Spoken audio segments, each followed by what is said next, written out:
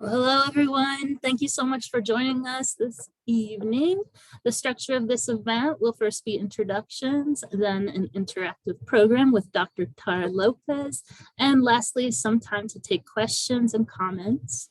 If you have any technical difficulties, feel free to type in your concern in the chat box and I'll assist you there. To ask a question or make a comment, you can raise your hand and I can unmute you so you can ask yourself.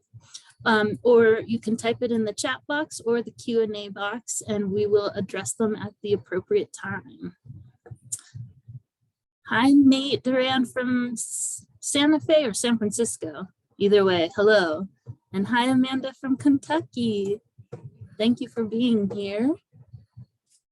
All right, let me start with some introductions. Well, punk rock is associated with the east and west coast of the US. The Southwest, in particular, New Mexico and Texas, have been wellsprings of punk rock music and culture. Tara López will introduce you to her research and the history of punk in places like El Paso, Albuquerque, and Española. This dynamic workshop will include punks she interviewed during her research, so you can enjoy their firsthand accounts of their creativity. Dr. Tara López is an associate professor of sociology at Northern New Mexico College in Española, New Mexico. Her research revolves around social movements and youth music culture. Her current project is focused on punk rock in El Paso, and she recently published an article on this topic titled Vámonos pa Chuco. I'll show you here. It's in the Texas Music History. Great article, check it out. We'll have it at the library for you. Punk Rock, Power, and Memory in El Paso, Texas, in the Journal of Texas Music History. She is expanding upon this research, and the University of Texas Press will be publishing her book, Chucotown Soundtrack, El Paso Punk Rock in 2023. Please welcome Dr. Tara López and Punk Rock of the Southwest. Thank you. Hi, Jessica, and thank you all for being here. My name is Dr. Tara López, and it's really a great pleasure to speak with you tonight. Tonight, I'm very lucky to speak of many of my beloved topics: El Paso, Northern New Mexico, punk rock, and public libraries, which will give you also an understanding as to why I'm one of your tour guides, but not the only one tonight. But before I do that, especially today, because we know it's a very important day, I want to provide a land acknowledgement, and I'm going to do that land acknowledgement for Española because I am zooming in from Española. So I would like to recognize and pay our respect to the indigenous people with long ties to immediate region, the peoples of Oquehuingue, Santa Clara, San Ildefonso, Nambe, Pohuaque, and Picuris pueblos. I also recognize all the indigenous peoples and communities who have been or have become a part of these land and territories. Furthermore, I'm very excited to be joined by an expert panelist today who will be, in addition to me, taking questions, comments, and that is my expert panelist. If you don't mind introducing yourself, please. Hi, everyone. My name is Lindy Hernandez. Born and raised in El Paso, Texas, Chucotown punk rock. I was an active member of the scene here starting in the mid-90s. So I'm very excited to answer any questions that you all might have regarding Tara's presentation. And I'm very happy to meet you all. It's really exciting to be joined with Lindy, and she is just not in addition to just being like really brilliant, she knows like every band, the history of that band and the cousins of that band. Like she knows, oh, I'm just in awe of her music history knowledge. And so for me, I'm your guide today, and you might be asking like, who is this woman with superbly cool glasses, just like the rest of us, right? Like with Lindy and Jessica, but why is she talking about punk rock in the Southwest? Well, to first answer those questions, I'm a native New Mexican, born in Cruces, so not too far away from Chuco, but I was raised in Albuquerque. And although my family's roots are in northern New Mexico, in Taos actually, my family always speaks quite adoringly of El Paso.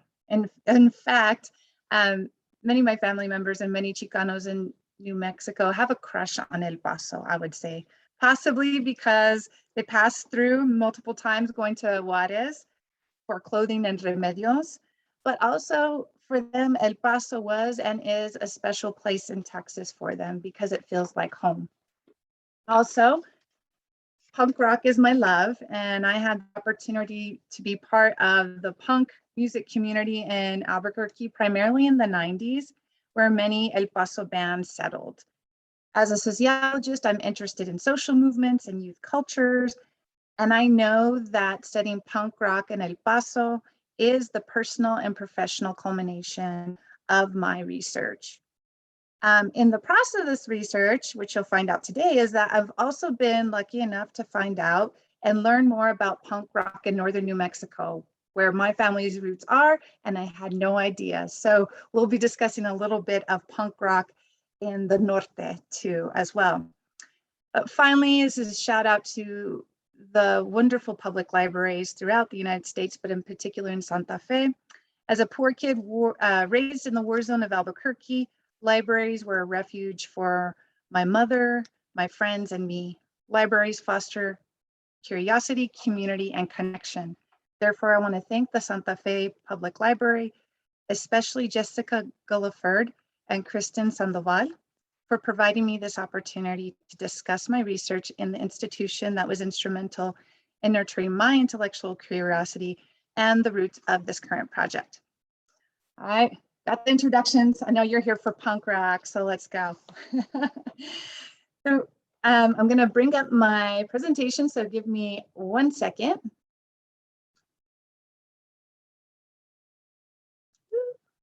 Okay, got the sound. All right, so the title of my talk is Chuco and Norte Soundtracks, Punk Rock in El Paso and Northern New Mexico. First, I'm going to start with the beautiful El Paso. El Paso is geographically situated within the borders of Texas, but in so many ways, culturally, socially, and musically, it transcends and is defined by its sense of place.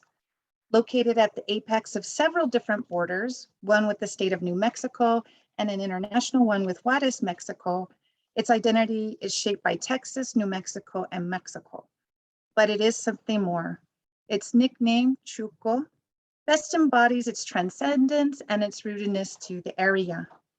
With a Chicanx Mexicano population in a state that embraces a white cowboy image, its nickname does reflect its ethnic demography, but it also reflects something more. Chuco touches on the uniqueness of its culture. It's Texan, but not, New Mexican, but not, Mexican, but not.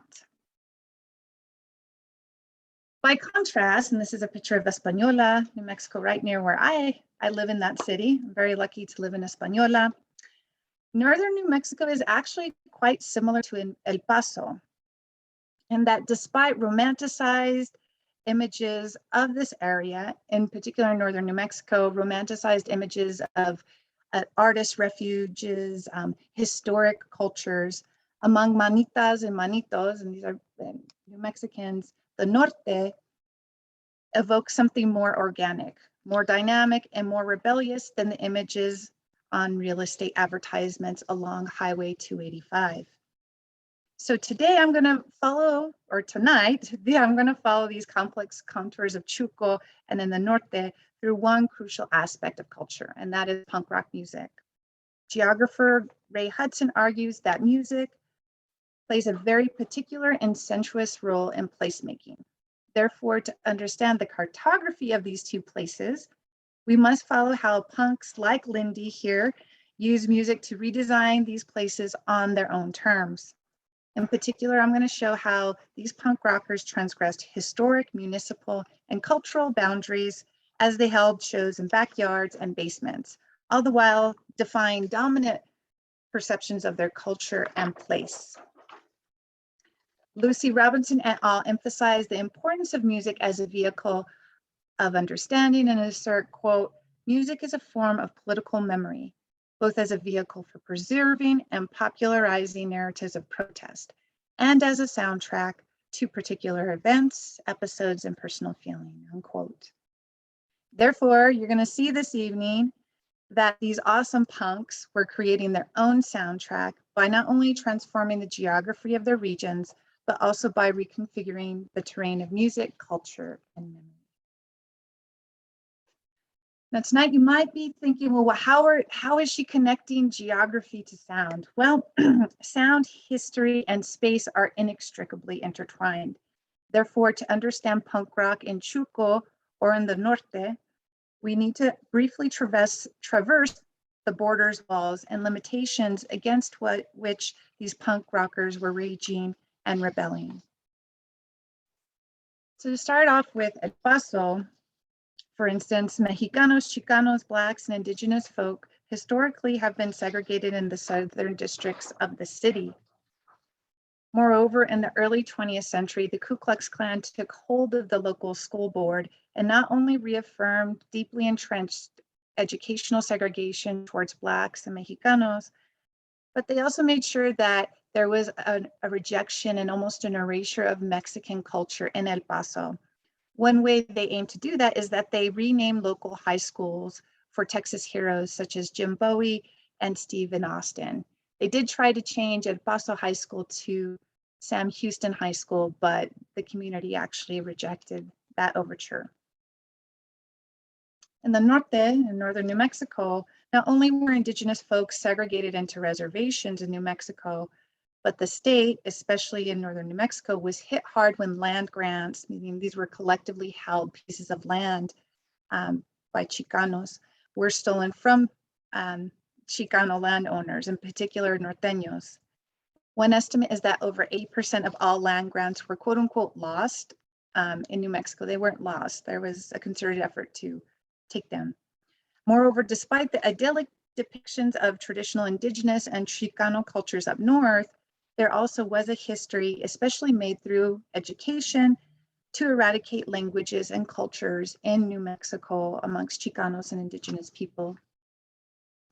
However, despite these profound divisions and inequalities embedded in the landscape, punks in Chuco and the Norte defied such limitations to reclaim space, sound, culture, and power, all on their own terms.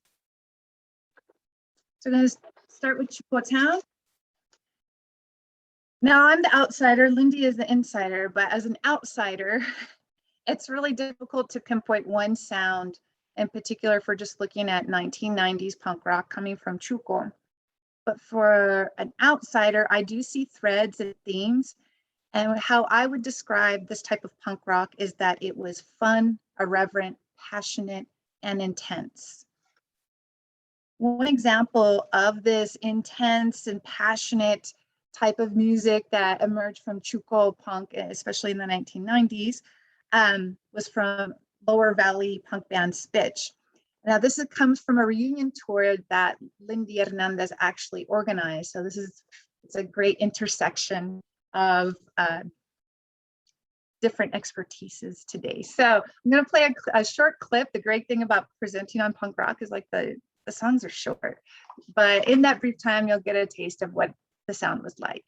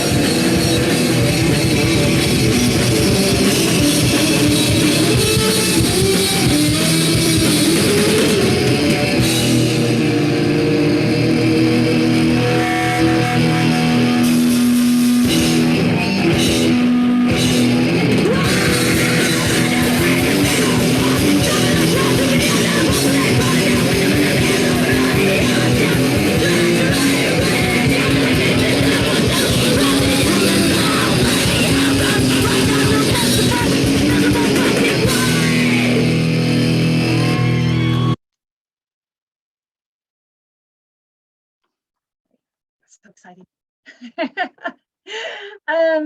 The great thing, other than just being really passionate musicians, is that all of those folk, well, the bands from the Lower Valley. So we as New Mexicans, you know, El Paso is much bigger than any city that we have in New Mexico. And the great thing about having such a big city is you had all these different pockets of punk rock that emerged from different regions. Today, I'm going to focus primarily on the Lower Valley, and I would argue, and I will argue in my book, is that the Lower Valley was indeed the key epicenter of punk, in addition to other really important parts of El Paso. But from what I've seen in the course of my research, is the Lower Valley is definitely a key component of El Paso or Chuco punk at the time. So when we're talking about the Lower Valley of El Paso, we're talking about the southeast part of the city, right near the border with Juarez. The Lower Valley is historically working class and poor. Today, approximately 1/3 of the residents in this area live at or below the poverty level, reflecting long-standing economic struggles of the area. Despite these hardships, a plethora of groups like Spitch that we just saw and who are pictured here, Debaser, Faction X, Not So Happy, the Shimpies, the Sick Teens, there's a longer list, I don't have enough time, among many others emerged from the Lower Valley. However, venues for music were scarce in the 1990s, and bars and clubs were known to have a quote unquote stranglehold on the shows.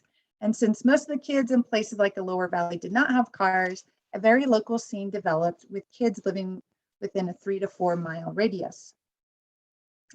One of the key focal points of this live and vibrant music culture in the Lower Valley was Erica Ortegon's house, aka the Arboleda house.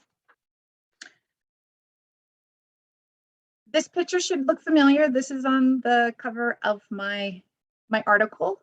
And here is Erica Ortegon, and this is her house. And her partner in crime right here is Lindy Hernandez, which oftentimes I would hear, people would think that actually this was her house because they organized the shows together. And here in the background, you have touring band Bristol. Ortegon relates that she first proposed having shows at her house by insisting that her mom allow her to invite bands to her birthday party. One show turned into several, and her backyard transformed into the DIY venue known as the Arboleda house. To provide electricity to the backyard where the bands were playing, Ortegon would have to run an extension cord through her mother's bedroom window and plug it in to an outlet inside the house, which made the shows very precarious. She remembers that during one show, she had left the connection of the cord to someone else who, instead of connecting it to her mother's bedroom, connected it to the bathroom light. She related in one interview, quote, "So the band would be playing, everyone's getting excited, and someone would use the bathroom or turn off the light, and then the music would stop," unquote. Ortegon and Hernandez's resourcefulness literally and conceptually not only reflects a DIY punk ethos, but also the Chicanx, Latinx tradition of rascuachismo, a tradition of creative expression with few to little resources. Therefore, Ortegon, like other Chuco punks, was reconfiguring space with a DIY ethos that was both punk rock and traditionally Chicano and Mexicano. Now we're going to go a couple of 100 miles up north. While hundreds of miles away, the norte might appear very, very different from El Paso, but there indeed are striking similarities, especially with the lower valley of El Paso. First, the majority of the residents in the norte, just like the lower valley of El Paso, are of color, in particular Chicano and indigenous. Second, the poverty rates are similar. For instance, in Rio Arriba County, where I live, there's Española right there, one of the central counties in the norte, 24% of residents here live at or below the poverty line, very close to those rates in the lower valley. Third, like in the lower valley, despite and or because of these obstacles, punk flourished.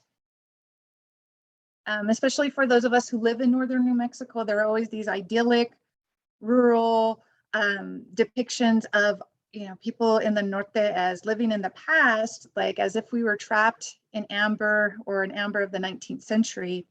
However, punks like Tom Borrego, pictured here, Melissa Salazar, Aaron Salinas, and Tanya Areta were part of a broader punk culture that evolved in the Norte. They were joined by Tewa punk Beata Sosepeña from Santa Clara Pueblo, who's here on my left. For Sosepeña, punk rock struck both a personal and political chord. She reflected about punk rock in an interview and noted, quote, "I love the music. It was like this energy that kind of mirrored my internal landscape a little bit. Just the lyrics, singing about things that were so refreshing to hear, critiques of the powers that be for the first time through music, through punk music, when grown-ups were not openly critiquing anything." For Manito Punk here, Luis Peña, in addition to punk's critique of power, punk for him captured a unique sound that he saw as a kid. He explained in a recent interview, quote, "When you're a kid, you kind of want to be unique. When my cousin and I first started listening to punk and metal, people reacted by calling it devil music. To describe growing up in the Norte, you have to imagine a kid growing up in Jamaica who hates reggae, because here all you have is ranchera music, which I've come to appreciate as I've grown older. But when you're young and angry, you need something more aggressive," unquote. Like in Chuco, homes became central venues, especially house parties. Sosepeña and Peña's band Reference Man gives you a taste of the energy and raw power of punk and metal in the Norte.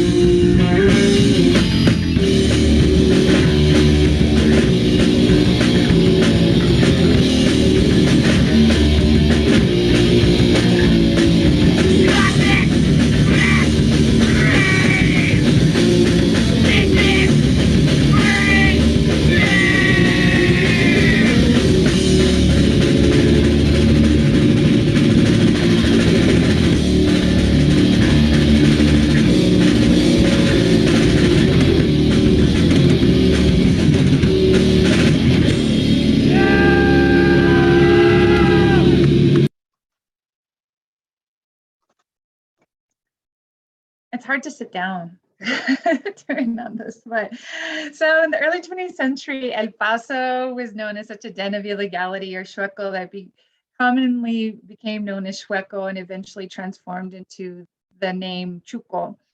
And most historians argue that Mexicans traveling up to the city would exclaim, "Vámonos pa'l Chuco," and pa'l Chuco evolved into the word Pachuco.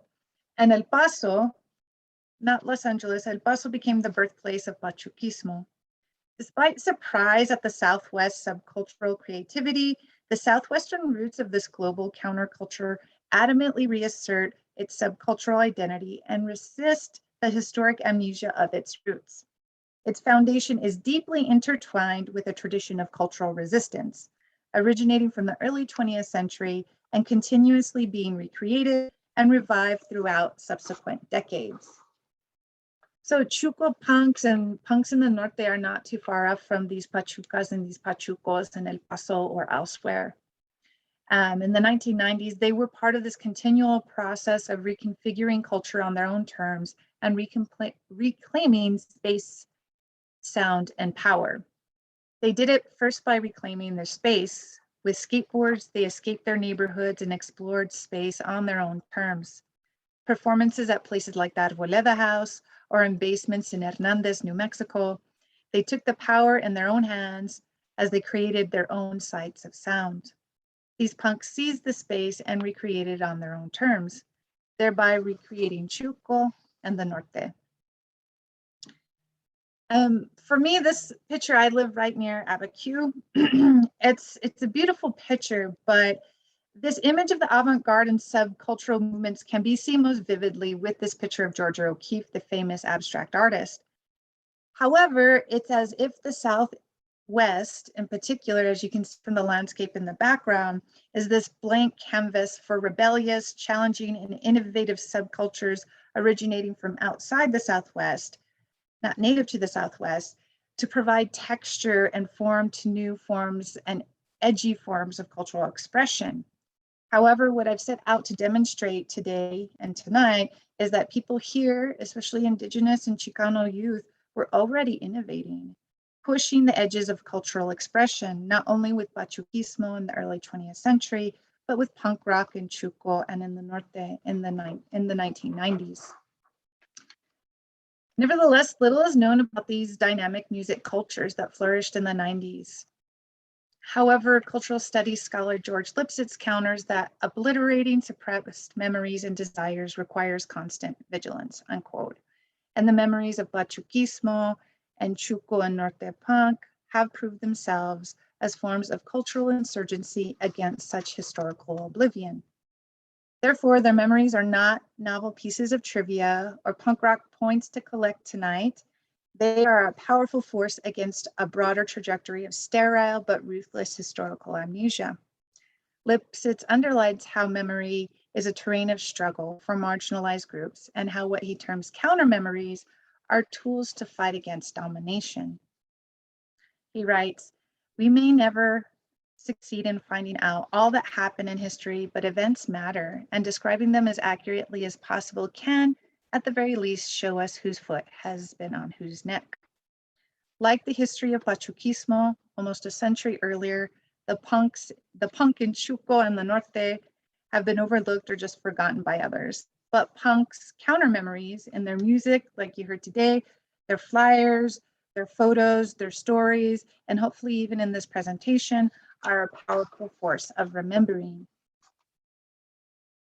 Spitch's song, Satisfy the Need, really, for me, embodies this rejection of that broader indifference and disdain for youth in places like Chuco and the Norte. The song goes, "You can tell us we're so primitive, why don't we get it together? But we're the ones having fun, dancing for the weather. You can tell us we're outdated, but you are the sedated." This lyric is, yes, only particular to one band, but I think it provides resonance of how it is a powerful reflection of these young people and how they're part of a centuries-long rebellious tradition of reshaping culture and memory, regardless of images of them as primitive and backward. Moreover, it sheds light on the powerful way music not only creates avenues of cultural expression and innovation, but music also connects us beyond the present and does not allow us to forget. There we go. So that's my presentation. Hope you liked it. Hopefully it was informative. And I think Jessica is going to facilitate questions for Lindy and or me.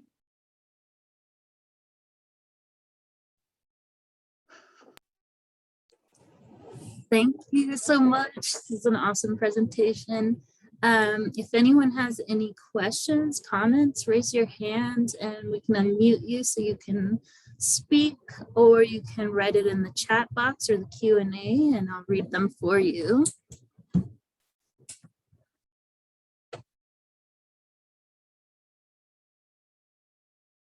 Lindy, were you in a band or bands? And if so, which ones? Yes, I was in a band called Shimpies. We were an all-girl three-piece punk band.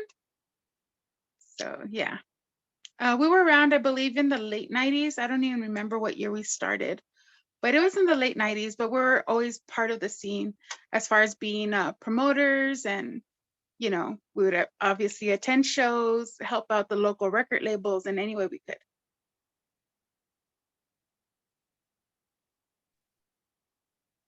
Because this was primarily in the 90s, pre-internet, how did you get the word out? How were you promoting? How were you reaching these bands in Seattle to come to these house shows?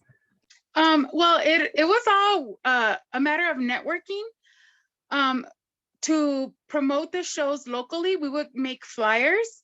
So we would cut and paste from zines and go to the Kinkos and make several flyers. And we had about 5 different high schools in the Lower Valley. So we had a contact at each high school. So we would just drop off flyers at each high school and everyone would go from there. We'd go to the local like bowling alleys, tattoo shops, movie theaters. And if we saw anyone that was, I guess, kind of alternative into the subculture, we'd hand them a flyer. And then as far as promoting the out-of-town bands, there was a book called Book Your Own Fucking Life. And you would put your information on there if you were a promoter in your city. So what bands would do is they would map out their tours by making contacts with those people. So yeah, we did not have internet. So it was literally just going out, promoting, using flyers, old school flyers.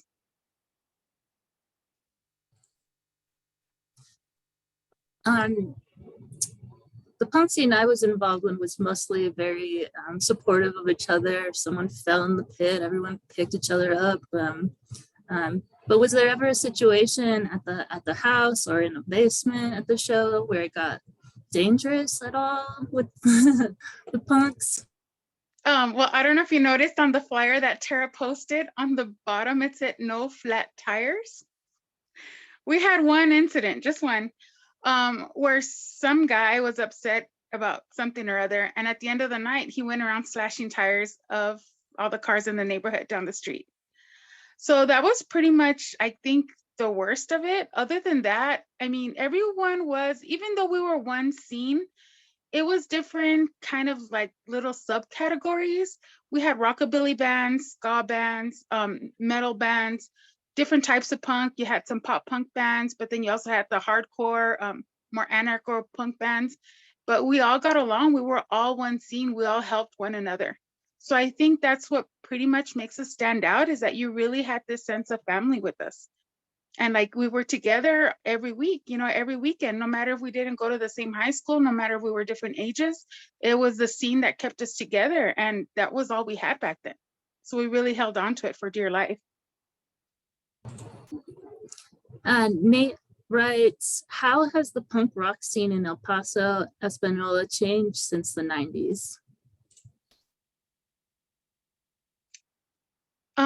I think now, just the process of things has changed. I think now there's more availability for venues. There's more like maybe local restaurants or shops that'll let people have punk shows. So the accessibility of places to have shows, I think, is, has increased over time. And also now you have the internet. Now you don't even have to go out and flyer and find like-minded people. Now you could just create an event on Facebook and get the word out. Another thing is we didn't have a way to download music. The way we shared music was making cassette tapes. Like, hey, I think you'll like this. And we had our own record distribution. Alex Martinez had No Wave Distro. So he would carry records in a milk crate to every show. And, you would buy records and then you would see what label they were on and you would write a letter to that label. Like, do you have any other band similar to this? And that's how we shared music. We didn't have a lot of money. So if one person bought a cassette, then they're going to record it for everyone else. And then we're just going to keep sharing music that way. So I guess the accessibility of the scene is what changed. But I think the spirit is still there here in El Paso. I really don't go out to goth shows, punk shows very often anymore. but I think the accessibility to shows is what has changed. And then for Española, and again, and thanks to folks like, well, thanks to this project, because my dad's family's from the north, and I never knew that there was a scene here, because I was in the scene in Albuquerque, and I guess none of my family members up north talked about it. But now that I live here and I've made friends and I've shared the article on Chuco, it's like I become like a priestess where people confide their punk identities to me. And a lot of them, from what I see, and I've done more research on Chuco than I have on the norte, is that a lot of them they have families. So they've, having kids, raising families, having careers seems to have, maybe change things. I'm imagining on Lindy's point, there probably are punk scenes, and that's actually what I'm hoping to write my next book on, are punk scenes up here in the norte, but they might just be virtual. And I bet they are, as Lindy's pointing out. It's just the people, I'm in my 40s, so I hang out with people in my 40s. And so all these norte punks, which is great that I didn't know that there was like a really cool punk and skate scene, are divulging to me like, hey, check this out. This is what we're doing. But again, that's a very limited sample of people. So I'm hoping to find out how it's transformed. As an educator, I get a hint from my students when I do talk a little bit about this. I've assigned my article to some of my students and they get stoked, even though they might not be into punk rock. They might be into other things, but I think they know what's going on. It's just on the platforms that I just don't know. I need to do the Instagram or whatever else. So that's or they're sharing where their shows are. I'm sure they're around here. I just don't know. And it's a different dynamic though too, because you have a big metropolitan city like Chuco versus here, it's still very rural. So I don't necessarily know where if they are having shows, where they're going to have shows. There's a question in the Q&A. Tara, does your research look at the history of punk hardcore music in Santa Fe or venues like Warehouse 21? Hi, Yvette. Thank you. I think that was Yvette Serrano. Thank you for that question. I appreciate that. I haven't looked much at Santa Fe, and it just started recently that I was researching music and punk rock in the North, because I never imagined that this would happen. No, and I hope so. I hope I can do it.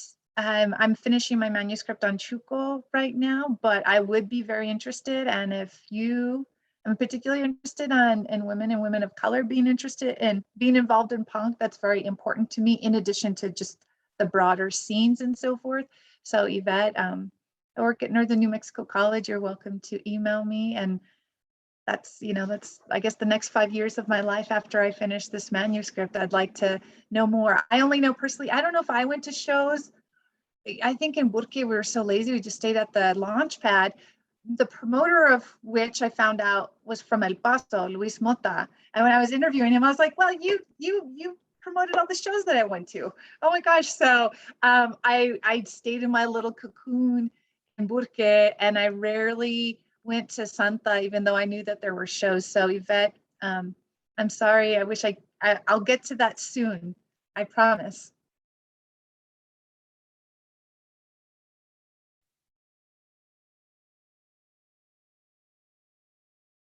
Again, if you have any questions or comments or want to share your punk rock Southwest history or stories, please feel free to raise your hand and do so. I grew up in Durango, Colorado, and every Friday night there was the punk show at the college there. But we definitely would spend our extra money and rage up to Albuquerque to the launch pad or shows to see the real deal. Get crazy. And maybe some that are logged on know that there were, or maybe you too, Jessica, there were venues in Dixon, which Dixon, for those of you who don't know, is a really, really small rural town. And then even in Taos, where like my family's from, which is a small, very small town, especially in contrast to El Paso or Chuco, and maybe some of the audience might have attended shows at those places.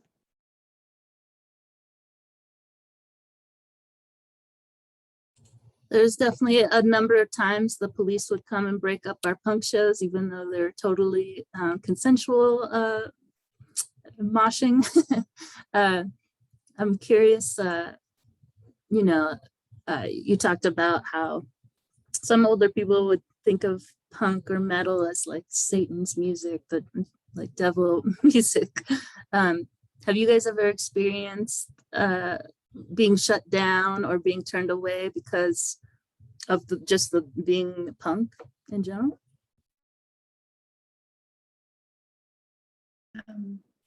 I'll just go, and I'm sure Lindy's probably has more dramatic stories. Well, I'm sure because I've heard a bit of some of them, but mine was, by the time, I think that the scene might have been more violent before the 90s, because I keep on hearing stories of really violent, there's a lot of violence, like you'd get pushed around at shows and so forth. But for me, it was not that. I felt pretty safe.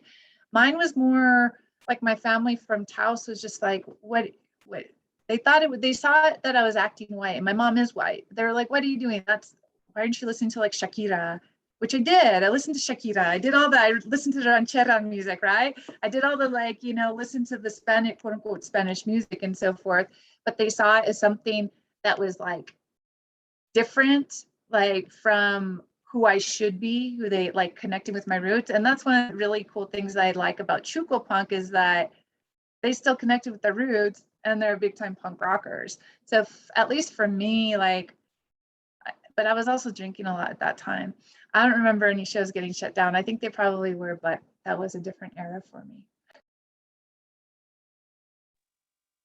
I had a backyard show at my house one time where the police helicopters showed up and like they were shining their lights on us, and the police came up to us and I think they told my parents that I just had to like shut it down by a certain time, but nothing really bad happened at that show. At our DIY venue, the Rug Burn, there was like a kind of a riot, and we did get several punk rockers arrested at that time, hurt and arrested. I think it was a FYP show. I just remember there being a lot of kids, and that venue was tiny. It was just part of an auto garage. It was just one of the garages adjacent to the building where the rest of the actual auto shop was. So it was a tiny place and there were a lot of kids. So I think people got spooked and called the cops, and it turned into like a little riot. That's all I'm going to say about that. I'm glad you brought up the rug burn, because that itself has its own funny history, I believe, about initially the owners or whoever living above didn't realize they'd be in punk shows all the time. And then they sort of got involved, right? Selling their goods. Yeah, it was their apartment was literally right above this garage, and we're having shows there maybe 3, 4, 5 days a week. So I can't even imagine them trying to sleep or function with this loud noise happening right underneath them. But they had a son. His name was David. I believe he was probably, I don't know, 6 at the time when we first started having shows there. So at first he started selling gum, the chiclets. And then he started bringing more candies, more Mexican candies. And then it turned into Powerades and the candies. And after a year or two, he had a whole spread of burritos, candies. Like the kid was making bank. So I'm pretty sure after a while, the family was like, all right, we found a way to tolerate this noise. I love it. Nate wrote, Tara, have you learned or gotten info about the early scene, early 80s at venues like TAC Club? You just mentioned El Quinto, Soul Community Center in Taos, etc. Ugh, I feel so old, he says. Oh, Nate, I am too. So I hear you. Actually, the Quinto Sol I've heard about.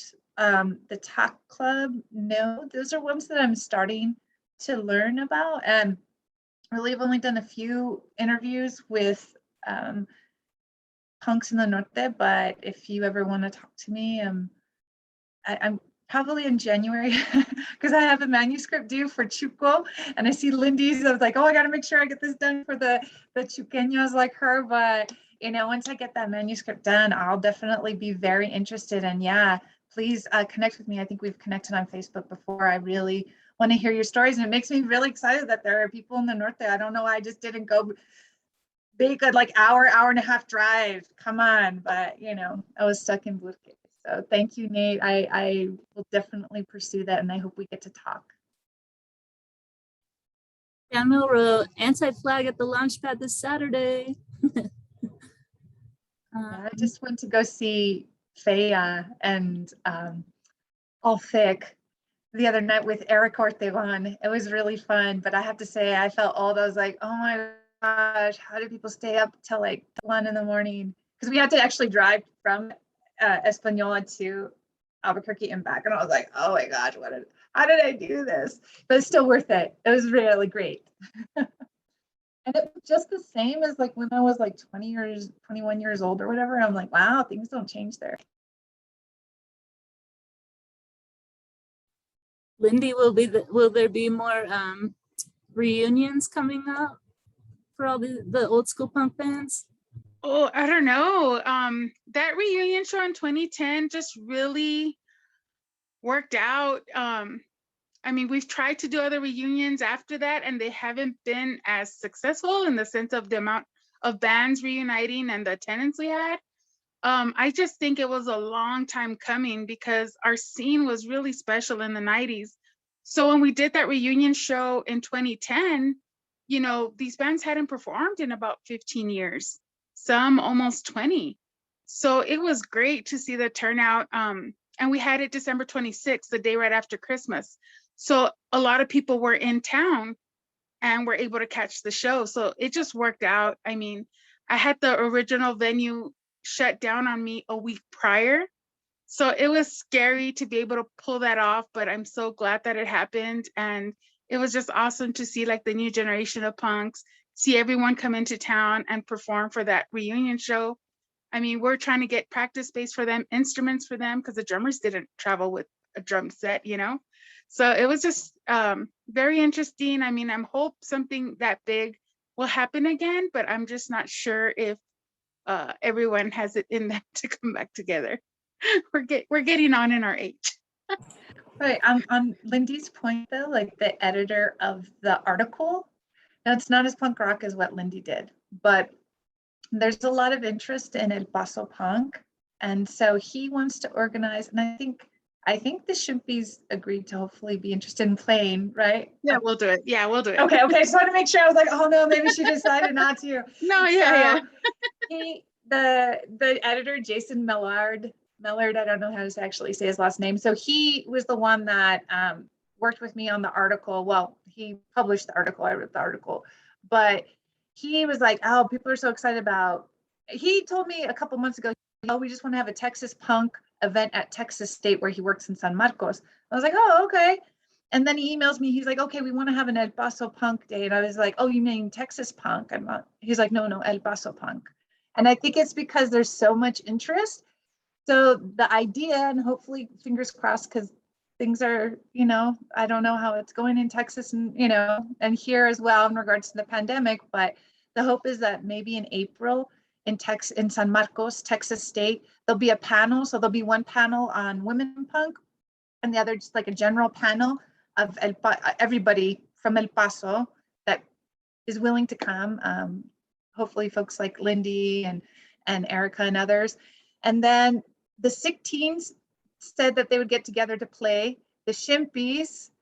So he's done these types of things before, and he's like a historian of music. I'm like, gosh, man, that's a great gig to have. So I'm hoping, I think he's just trying to secure the funding. So it might happen in just a little bit more nerdy way, but nerdy's pretty punk rock too. If y'all ever want to do it super nerdy, I'd love to help you organize a virtual reunion, Lindy, if that is something you'd all be interested in. Let's do it. Well, if anyone has any stories they want to share, any comments, questions, please do so now. But I want to thank you, Lindy. Thank you, Tara, for providing this really great punk program for our community. And thanks to the Friends of the Library for sponsoring this event and making it possible. Thank you all for being here. Yeah. And thank you, Jessica, and also for sharing your stories too. Yeah. Everyone stay safe, read books, and listen to punk rock. Sam asked where we can find the recording. This will be up on Santa Fe Public Library's YouTube channel sometime tomorrow. Thanks all. You have a good night. Good to see you, Lindy. Bye. Bye, Bye. Jessica. Good to see you. And hi, Jason, because I think Jason is out there watching.